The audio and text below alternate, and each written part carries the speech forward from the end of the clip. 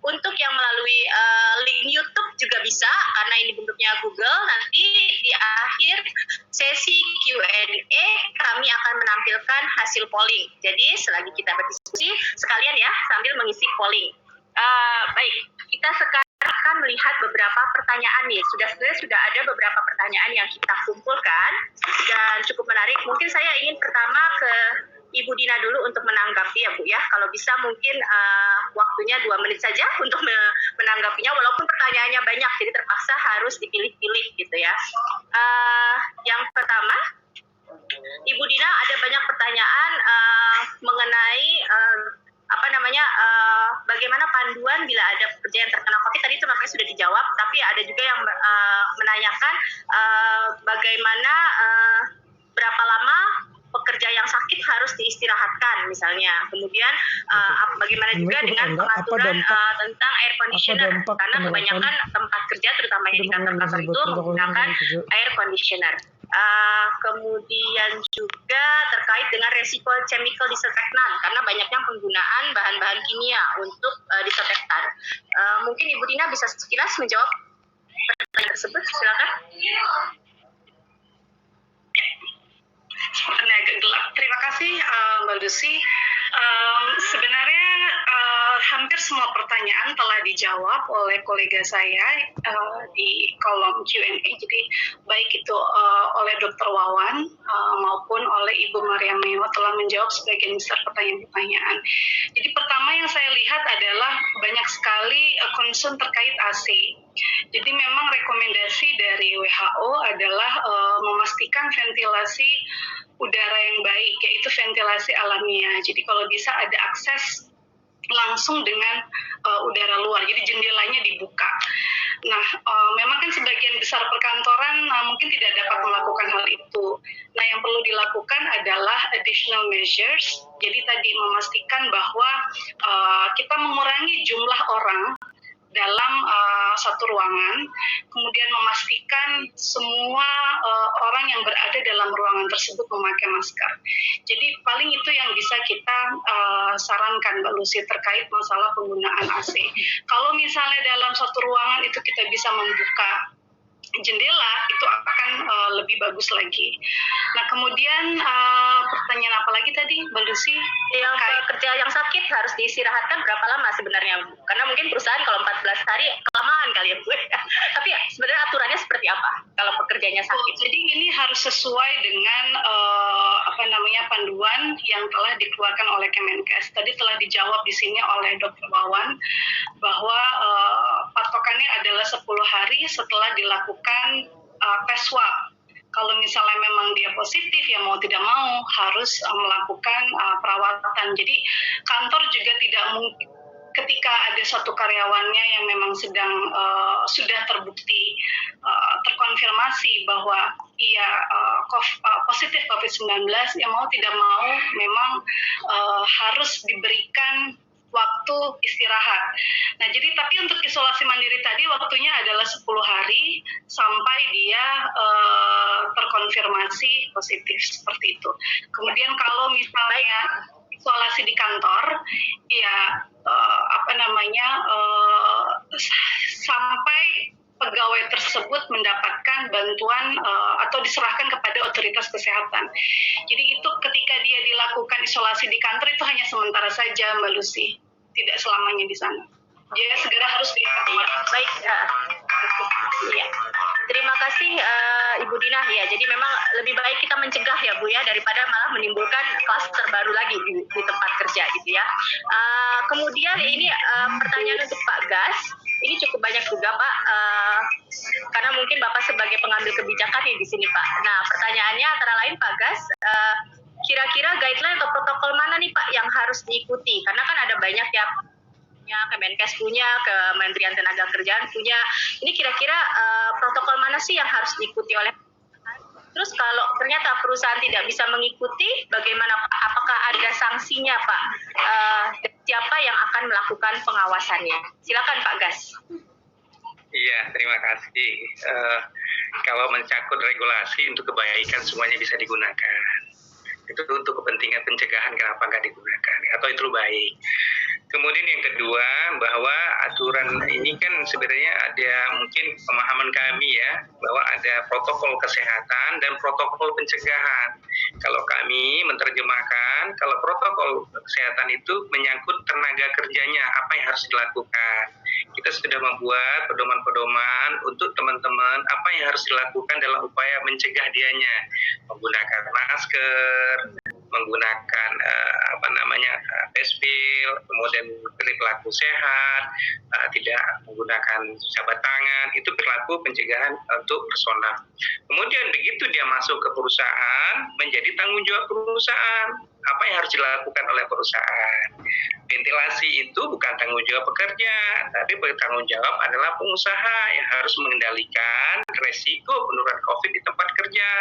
Misalnya ventilasi tadi tidak cukup, air ventilasinya nggak cukup, itu dilakukan re-engineering untuk meniadakan resiko-resiko itu.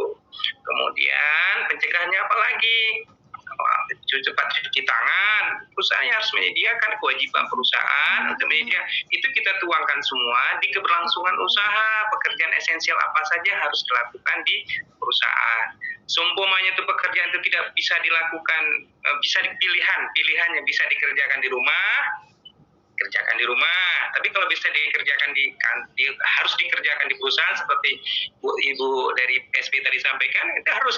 Tapi pendekatannya dua-duanya harus dilakukan. Satu pendekatan untuk tenaga kerja, tempat kerjanya juga harus dilindungi dari resiko-resiko. Nah, kemudian bagaimana yang ngawasin? Nah, kami ada pengawas seluruh Indonesia yang melakukan pengawasan. Daerah-daerah PSBB yang sudah ditegakkan, mungkin DKI ya. DKI sudah ada sanksi-sanksinya bagi perusahaan-perusahaan yang tidak menerapkan seperti itu. Kita ingin klaster-klaster baru tidak muncul di tempat pekerjaan. Tapi itu tidak menjadi utama. Kami nawarkan, tadi dari teman-teman UKM sudah mencoba mensinergiskan ya Pak ya. Nah, kita tawarkan ada pendekatan namanya berkeberlangsungan usaha. Kita nilai sama-sama dengan antara pengusaha dan pekerja, apa sih yang harus dilakukan. Kemudian langkah-langkah selanjutnya ventilasi tadi. Kemudian ternyata tenaga kerja harus pergi ke kantor. Kalau perlu disediakan kendaraan pergi ke kantornya untuk mencegah. Karena kalau terjadi penyakit, yang rugi pengusaha, yaitu pendekatan ekonomi tadi. Kemudian ternyata jalurnya nggak bisa dilalui, sediakan rumah kalau perlu di lokasi agar apa, risiko itu tidak terjadi sehingga proses ekonomi itu tidak terganggu. Bila tetap terjadi kasus COVID terhadap tenaga kerja, nah itu kita sekarang sedang lagi bentuk tim petugas COVID seluruh Indonesia, mungkin 5.000 orang kita cetak itu untuk bisa berkoordinasi dengan pengusaha, bisa berkoordinasi dengan petugas COVID, dan bisa langsung berkomunikasi dengan petugas kesehatan yang menangani COVID. Sehingga ini bisa sejalan seiring ini, karena kita nggak tahu kapan selesai nih COVID-19 ini gitu. Itu mungkin Mbak Lucy, karena waktu pendek-pendek ya. Iya benar Pak, pendek-pendek. Mohon maaf ya Pak ya. Kita mencoba keep up dengan time gitu ya. Ini sebenarnya ada pertanyaan untuk Pak Agung. Pak Agung, apakah sudah bergabung kembali dengan web kita? Kalau belum, mungkin saya mau tanya dulu deh ke Mbak Pri tadi ya. Cukup menarik sebenarnya sharing yang diberikan oleh Mbak Pri bahwa PSBB mungkin nggak berlaku untuk buruh pabrik gitu ya. Nah, termaksud tadi juga yang menarik dari Mas Hanung adalah mengenai kesepakatan dengan para pekerja dan pengusaha, dan itu juga disampaikan oleh Mbak Pri bahwa kesepakatan itu sangat penting. Boleh sharing nggak untuk Mbak Pri dan juga mungkin Mas Hanung, gimana sih caranya mendapatkan kesepakatan itu? Apakah ada kesulitan-kesulitan atau dimulai dari mana? Ini Pak Agung sudah bergabung. Saya boleh tanya Pak Hanung dan Mbak Pri dulu ya Pak. Nanti pertanyaan pamungkasnya untuk Pak Agung. Silakan Mbak Pri, mungkin bagaimana caranya mencapai kesepakatan nih dengan pengusahanya? 1 menit aja ya Mbak. Silakan Mbak. Oke, terima kasih 1 menit. Tentu tidak mudah, lebih tidak mudah lagi memberikan pemahaman kepada karyawan daripada membuat kesepakatan untuk serikat buruh. Jadi karena kita sudah terbiasa berdiskusi, bernegosiasi dengan perusahaan di tingkat pabrik, jadi kesepakatan itu ada aturannya di PKB, di peraturan perusahaan ataupun di PKB kami, sehingga kami tidak ada kesulitan yang berarti untuk mencapai kesepakatan ini, karena demi menjaga kesehatan karyawan dan kelangsungan berusaha, kami sama-sama membutuhkan baik karyawan atau perusahaan. Jadi tidak begitu sulit ya, karena sudah terbiasa melakukan itu bipartit dengan perusahaan. Ya, terima kasih Mbak Pria. Jadi bisa karena terbiasa ya Mbak ya, itu ya. Alhamdulillah. Betul. Budaya berdialog itu ternyata manjur dalam masa boleh sedikit Mbak Lucy tentang tadi PSBB DKI yang sudah disampaikan. PSBB DKI memang awalnya kan tidak boleh untuk perusahaan beroperasi, hanya boleh beroperasi untuk perusahaan-perusahaan vital seperti makanan dan sebagainya. Tapi aktualnya PSBB DKI ya tetap saja perusahaan non vital, perusahaan elektronik, perusahaan otomotif, perusahaan garmen juga tetap beroperasi. Kenapa bisa beroperasi? Karena izin operasi bisa di-download via online. Artinya requirement-nya tidak terpenuhi dengan baik karena tidak ada requirement khusus untuk bisa beroperasi. Jadi ya PSBB perusahaan jalan ya tetap aja jalan gitu. Dan saya setuju dengan tadi disampaikan ada penyediaan rumah atau transport. Bapak berbicara skup yang kecil, Pak. Kalau Bapak berbicara skup besar, pabrik besar gitu dengan karyawan besar, tentu perusahaan juga tidak akan mudah menyediakan rumah atau mes, terutama untuk karyawan-karyawan yang sudah berkeluarga. Kemudian juga transportasi. Kalau di kawasan industri itu sudah disiapkan transportasi. Justru dengan adanya transportasi ini akan lebih baik karena juga sebenarnya cost juga ya, saya dari sisi serikat buruh tapi juga peduli dengan perusahaan ya, karena operasional transportasi ini dengan masa pandemi ini jadi semakin banyak costnya karena modanya semakin banyak, karena penjarakan tempat duduk di bis itu di jemputan transportasi tersebut, tapi tetap saja penjarakan di tempat kerjanya itu belum bisa dilaksanakan dengan baik. Terima kasih Mbak Lucy. Iya, makasih Mbak Pri atas sharingnya. Mas Hanung mungkin ada yang mau ditambahkan, Mas? Silakan Mas Hanung. Sama dengan saya Bu Lucy, jadi kayak tadi yang saya infokan bahwa we had no other option, jadi mereka tahu bahwa teman-teman yang lain di PHK unpaid leave, kita sepakat bahwa kita tidak ada PHK, tidak ada yang dirumahkan, tapi kita sepakat bahwa kita harus mengikuti ini gitu, karena ini sesuatu yang kita tidak bisa hindari. Jadi ya sudah, akhirnya mereka mudah untuk switch menggunakan masker dan seluruh protokol kesehatan yang kita sampaikan kepada mereka.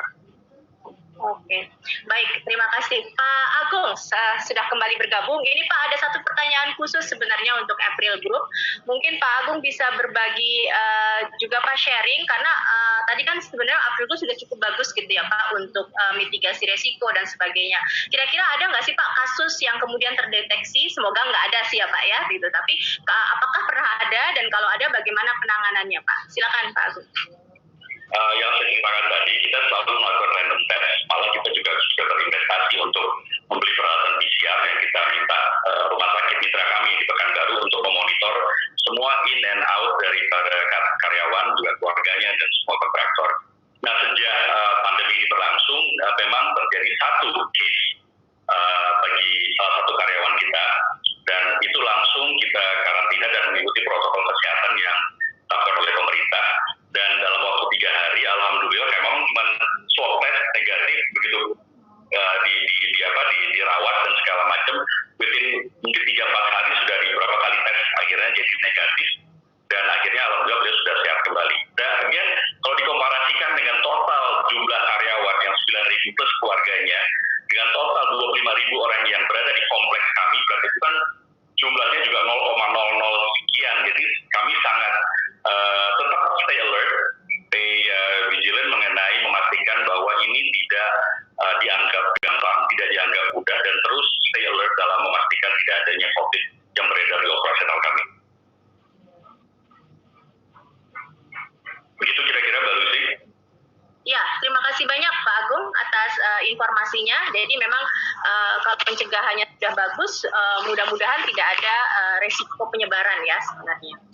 Sebenarnya kita masih ada beberapa pertanyaan yang disampaikan oleh para peserta. tapi ada juga yang terkait dengan makanan misalnya gitu ya. Cuma ada mungkin satu pertanyaan saja nih Pak untuk Pak Gas Hadi, karena banyak sekali sebenarnya pertanyaan untuk Pak Gas, Pak. Apakah benar Pak ada Permenaker yang menyatakan bahwa medical check up ini ditunda selama masa pandemi? Silakan Pak Gas. Bukan permen, di surat edaran dengan situasi seperti ini dilihat dulu situasi di tempat kerja. Medical check up itu apakah misalnya penyakit-penyakit yang dia rutin yang kita rutin kita lakukan. Tapi kalau itu untuk menunjang COVID-19 kita anjurkan untuk dilakukan pemeriksaan di tempat kerja. Bukan tidak ada permen yang kita keluarkan. Namun pencegahan yang dilakukan tetap dilakukan dalam upaya mencegah penularan COVID-19 di tempat kerja. Kita bahkan mungkin mulai bulan depan sudah melakukan rapid test dan juga pemeriksaan kesehatan penunjang untuk menilai risiko-risiko yang kemungkinan tertular COVID-19. Jadi itu tetap kita lakukan terus-menerus.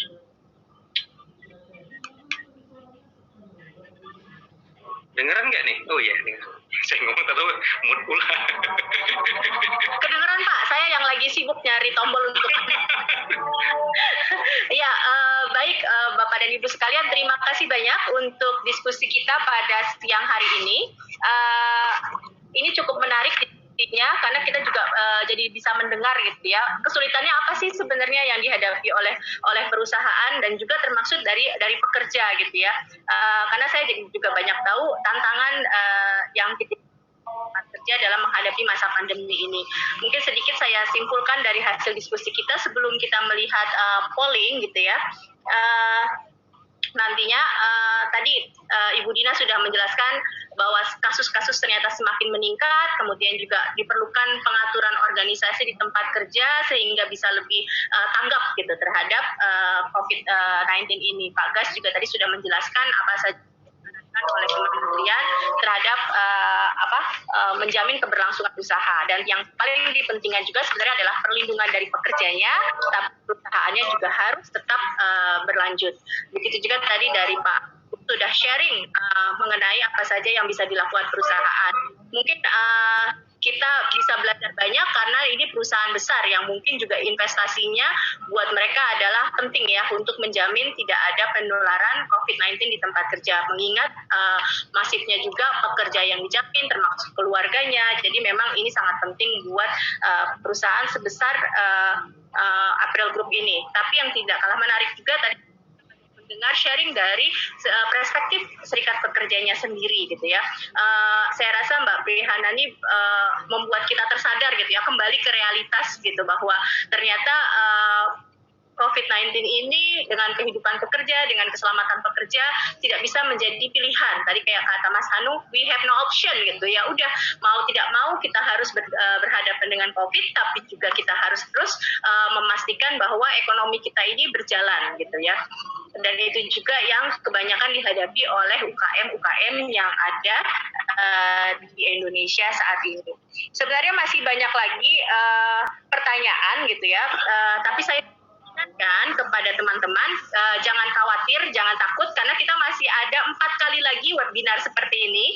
Jadi mungkin pertanyaan yang belum terjawab hari ini, mudah-mudahan teman-teman tetap bergabung, karena nanti ada spesifik sektor makanan, sektor transportasi, sektor akomodasi, yang mungkin isunya juga akan lebih berbeda lagi. Ini kita melihat secara umum, dan ternyata secara umum aja mungkin hampir sama gitu ya problem yang dihadapi. Nah, mudah-mudahan untuk webinar yang selanjutnya itu ada di tanggal 13 Agustus, jadi minggu depan itu akan bicara untuk kalau saya tidak salah itu sektornya adalah sektor makanan ya kalau nggak salah. Nanti akan ada pengumuman lanjut dari IT-nya ya Pak ya.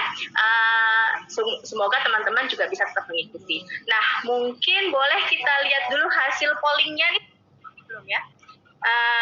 Untuk hasil pollingnya boleh di-share apa aja sih ternyata yang bagaimana teman-teman melihat ini. Baik, kita sebenarnya punya 4 pertanyaan. Yang pertama itu adalah, ini kita punya hampir 240 lebih peserta ya pada siang hari ini. Apakah tempat kerja Anda telah memiliki protokol kesehatan?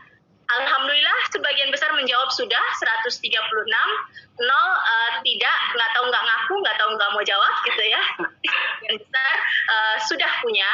Kemudian apakah protokol tersebut diterapkan secara efektif? Nah, punya protokol dan penerapan itu adalah hal yang berbeda. Nah, sekarang apakah penerapannya? Alhamdulillah juga sebagian besar menjawab aktif. Ya, mudah-mudahan jadi kita bisa cepat menghalau pandemi ini gitu ya, bisa memutus rantai pandemi ini kalau semua juga berpartisipasi. Ada yang belum efektif, masih kurang efektif dan tidak efektif. Jadi yang kurang efektif sedikit. Ya, mudah-mudahan ini juga akan membantu pemulihan ekonomi Indonesia ya, mau nggak mau pada akhirnya. Nah, terkait dengan apakah tempat kerja Anda menerapkan work from home? Ya, rata-rata untuk saat ini ya, masih ada yang menerapkan work from home. Ada juga yang sudah mulai mengaturkan splitting atau shifting. Jadi mungkin mulai sedikit relax tapi tetap menjaga jarak. Tapi ada juga tadi yang tidak sama sekali melakukan WFH. Mungkin tadi pengalamannya seperti Mbak Pri gitu ya, nggak berlaku juga nih WFH. Tapi ya ternyata masih banyak yang secara hampir sebagian besar perusahaan masih menggunakan protokol ataupun shifting atau splitting dari jam kerja. Kemudian ini juga Pak mungkin masukan, menurut pendapat Anda, apakah dampak penerapan kebijakan protokol kesehatan di tempat kerja, termasuk penggunaan WFH, bagaimana dampaknya terhadap operasi bisnis dan kesehatan pekerja? Hampir sebagian besar juga merasa bahwa penerapan kebijakan ini baik untuk bisnis dan juga untuk kesehatan pekerja. Jadi bisa paralel gitu ya. Sebagian besar percaya bahwa ini sangat ingin diperlukan.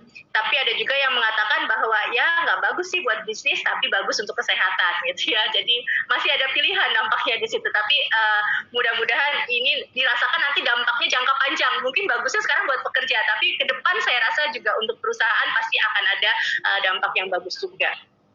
Bagus untuk bisnis, tidak bagus untuk pekerja. Nah, ada juga yang kelihatan ternyata merasa nggak bagus buat pekerjanya. Mungkin lemburnya jadi berkurang ya untuk pekerja dan sebagainya. Lalu tidak bagus untuk bisnis dan tidak bagus untuk pekerja hanya satu. Ya, mudah-mudahan ini tidak hanya satu contoh kecil saja di mana penerapannya mungkin kurang efektif gitu ya. Tapi kita berharap bahwa yang teman-teman sharing saat ini hari ini itu bisa menjadi senjata juga untuk sama-sama menghadapi COVID-19 ini. Sekali lagi kita berharap semua keterlibatan semua pihak sehingga no one left behind dalam melawan COVID-19 ini. Baik, berikan floor kepada Pak Yewe Junardi untuk penutupan. Mungkin kita bisa foto bersama terlebih dahulu. Bagaimana caranya Mbak? Apakah semua peserta kita foto per halaman atau bagaimana? Dari tim? Hai, jadi diharapkan untuk semua panelis menyalakan kamera. Nanti saya akan memberikan aba-aba. Hitungan ketiga, nanti kita akan foto bersama. Oke, semuanya sudah siap kah? Oke, rasanya sudah ya? Oh, oke. Great. Oke, dalam hitungan ketiga, sudah ya, 1, 2, 3. Ya, sekali lagi mungkin ya Bapak Ibu. Oke, saya ulang. 1, 2, 3. Thank you. Ya, terima kasih banyak Mbak Mita. Baik, sekarang saya ingin mengundang Bapak Yewe Junardi selaku Presiden dari Indonesia Global Compact Network untuk memberikan sambutan penutupnya. Silakan Pak. Ya, terima kasih Mbak Lucy. Suara saya kedengaran?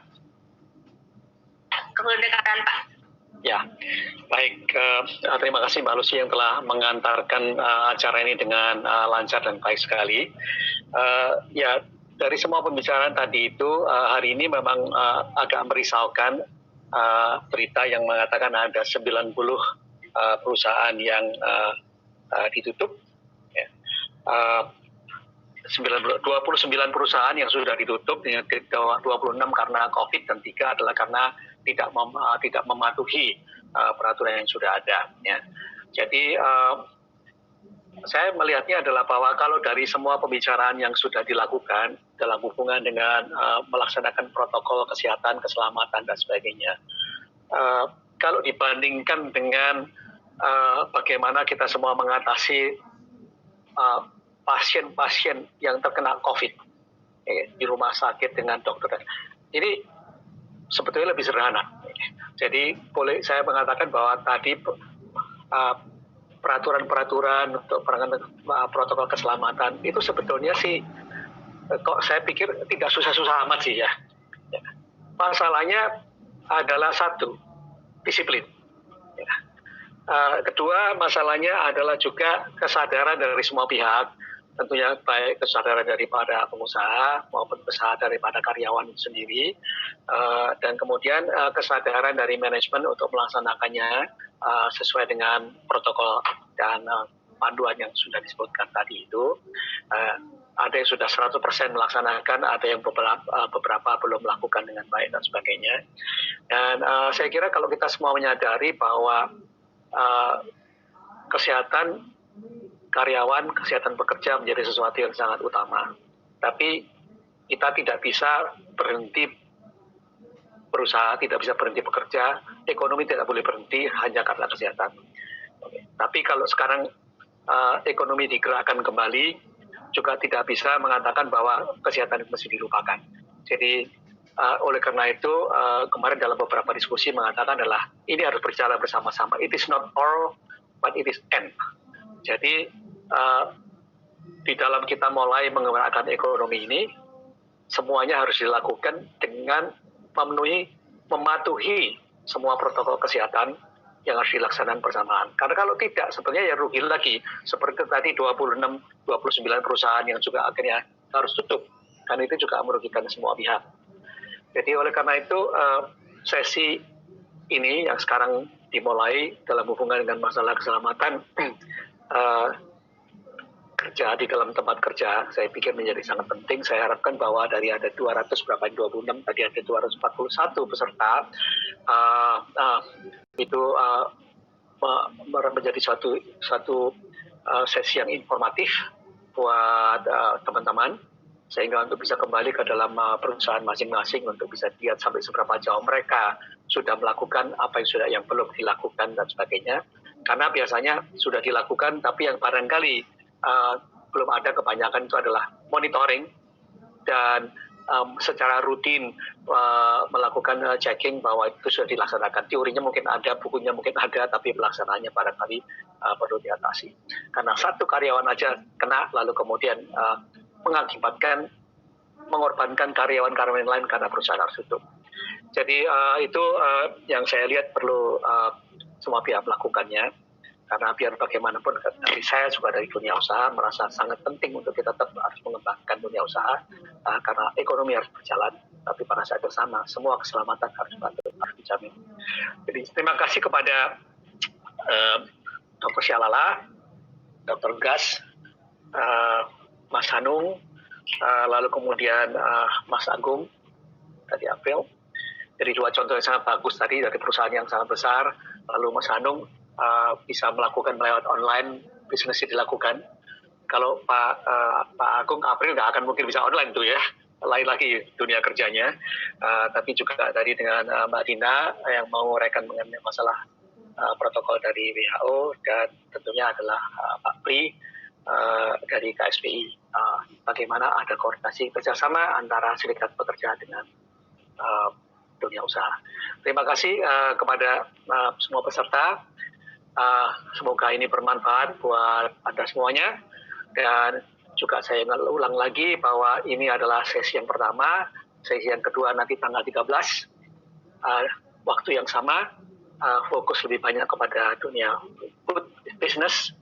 Nanti ada berikutnya lagi acara-acara yang lainnya. Terakhir juga terima kasih kepada Mbak Lucy yang sudah mengatakan ini dengan sangat baik. Selamat sore dan sampai kita ketemu pada kesempatan yang akan datang. Terima kasih Pak Jati. sekali lagi saya ucapkan terima kasih kepada para seluruh peserta, kepada para narasumber. Aplaus bersama dari rumah masing-masing. Ya, terima kasih banyak kepada dari tim IGCN, dari tim ILO, UNDP dan WHO. Dan mohon maaf bila ada kesalahan, terutama kesalahan teknis di awal-awal dan juga kesalahan kata bila tidak berkenan. Sampai jumpa lagi. Terima kasih banyak. Wassalamualaikum warahmatullahi wabarakatuh. Waalaikumsalam warahmatullahi wabarakatuh. Ya. Thank you Pak Terima kasih. Fitri, Bu Lucy, bagus Bu. banget moderasinya. Aduh, maaf, Bu, tadi mantap banget. tiba-tiba internet. Mantap banget, keren. Iya, iya. Keren, bagus Mantap, banget. mantap. Aduh, Ida, dikejar-kejar waktu. Mohon maaf ya, bicara. Lucy Itu kayaknya- ikut moderator yang akan datang itu. Pasti siap, Pak. Pasti selalu siap. Iya. Dengan izin Pak Sipri. Oke, terima kasih Tayun. Sampai Terima kasih sekali semuanya. Ya, Thank you, excellent job ya, excellent job untuk semuanya. Thank you. Thank you. Okay, bye-bye. bye-bye. Terima kasih.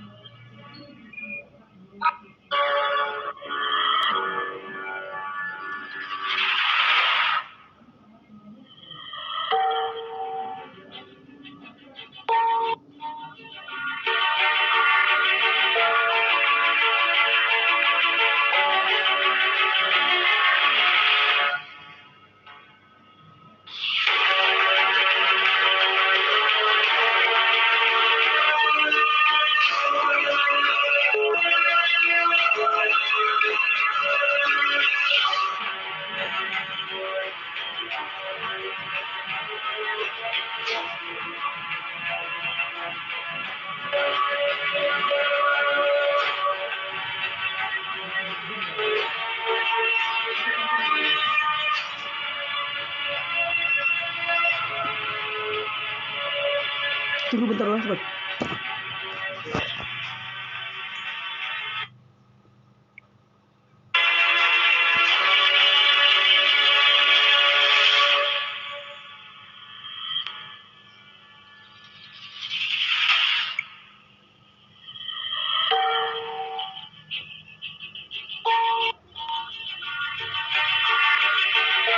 Oke, sudah. Oke.